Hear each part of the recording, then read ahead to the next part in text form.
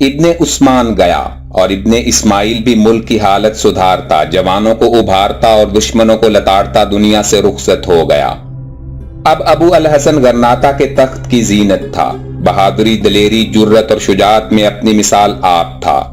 وہ 2 سال تک خاموشی سے حالات کو اپنے مطابق کرنے میں مشغول رہا۔ وہ جانتا تھا کہ عیسائی فرما روا فطرتاً بد عہد ہیں، مسلمانوں اور اسلام کے دشمن ہیں، اپنا مطلب نکالنے میں ہوشیار ہیں، بے وفائی کے شاہ سوار ہیں، موقع کے انتظار میں رہتے ہیں اور جب موقع پاتے ہیں مسلمانوں پر چڑھ آتے ہیں۔ ابو الحسن نے ایک فوج تیار کی، خود کوی ہیکل گھوڑے پر سوار ہوا، نیزہ ہلاتا، تلوار چمکاتا، اللہ اکبر کے نعرے لگاتا کشتالیہ کی سرحد میں جا گھسا۔ وہ ایک کونتی ہوئی بجلی کی مانند بڑھا، کڑکڑاتے ہوئے بادل کی طرح چڑھا، طوفان بن کر گرا اور زلزلہ بن کر اٹھا۔ سرحدی فوجوں کو کاٹتا، بھگاتا، ڈراتا کرتبہ اور اشبیلیہ کو روند گیا۔ کشتالیہ کا کوئی بہادر بھی اس سے آنکھ نہ ملا سکا۔ شہر شہر اور بستی بستی لرز گئی، دریا اور پہاڑ کانپ گئے۔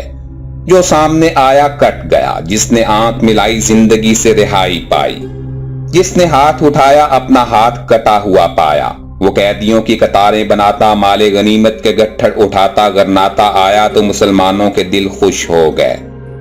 انہوں نے تکبیر کے نعروں سے اپنے بہادر اور فاتح بادشاہ کا استقبال کیا۔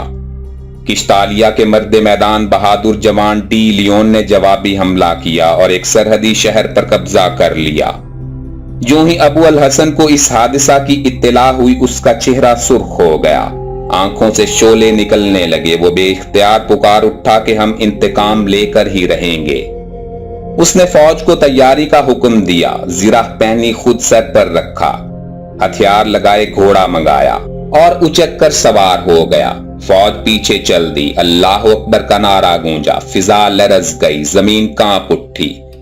شیر دھاڑتا گراتا اسی شہر پر بڑھا۔ عیسائی فوج مقابلہ پر آئی، لڑی، کٹی، مری اور جہنم کو رسید ہو گئی۔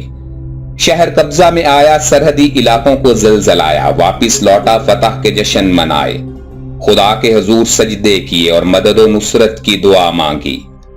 اگرچہ غرناطہ کا رعب قائم ہو چکا تھا، مگر ابو الحسن کی ہمت کو اس پر اکتفا نہیں تھا۔ وہ کرتبہ، اشبیلیہ، طلیطلہ اور سرکستہ پر ہلالی پرچم لہرانے کا آرزو مند تھا۔ اس کی ہمت جواں تھی، دل سوز مندی سے گرم تھا، مگر محلاتی سازشیں اسے قدم قدم پر روکتی اور لمحہ بلمحہ ٹوکتی تھیں۔ اس کی 2 بیویاں تھیں، عائشہ اور زہرہ۔ عائشہ بڑی بیگم تھی اور شہزادہ ولی عہد ابو عبداللہ کی ماں تھی۔ وہ اپنی سوتن سے جلتی تھی اور اس جلنے کا انتقام ابو الحسن سے لیتی تھی۔ اس نے آتے سے زیادہ درباریوں کی ہمدردی حاصل کر لی اور اندر ہی اندر ابو الحسن کے خلاف ایک بڑا محاذ قائم کر لیا۔ بنو سراج، جو غرناطہ کا سب سے طاقتور قبیلہ تھا، اسے اپنے ساتھ ملا لیا اور شہزادے کو تخت نشین کرانے کے لیے راہ ہموار کر لی۔ ابو عبداللہ نے بغاوت کر دی، مگر شکست کھائی اور بھاگ کر دادیش چلا گیا، مگر خاموش نہ بیٹھا اور باپ کے خلاف فوج جمع کرنے میں مصروف ہو گیا۔ ابو الحسن زہرہ کو چاہتا تھا، یہ اس کی چہیتی بیوی تھی۔ دونوں ایک دوسرے پر جان چھڑکتے تھے، مگر عائشہ کی سازشوں نے ابو الحسن کو مجبور کر دیا۔ اس نے کشتالیہ سے صلح کر لی اور اپنے حالات کو سلجھانے، فتنوں کو دمانے میں مصروف ہو گیا۔ شاہ کشتالیہ موقع کی تلاش میں تھا۔ اس نے ابو عبداللہ کو اکسانے اور باپ سے لڑانے کے سامان جمع کیے اور اس طرح ابو الحسن کے بے دست و پا کرنے میں ایڑی چوٹی کا زور لگا دیا۔ ناظرین، معلومات سے بھرپور واقعات دیکھنے کے لیے ہمارے چینل ہسٹورک انفو کو سبسکرائب کرتے ہوئے گھنٹی کے نشان کو دبانا مت بھولیں، تاکہ آپ تک ہماری ہر نئی اپلوڈ ہونے والی ویڈیو کی نوٹیفیکیشن سب سے پہلے پہنچ سکے۔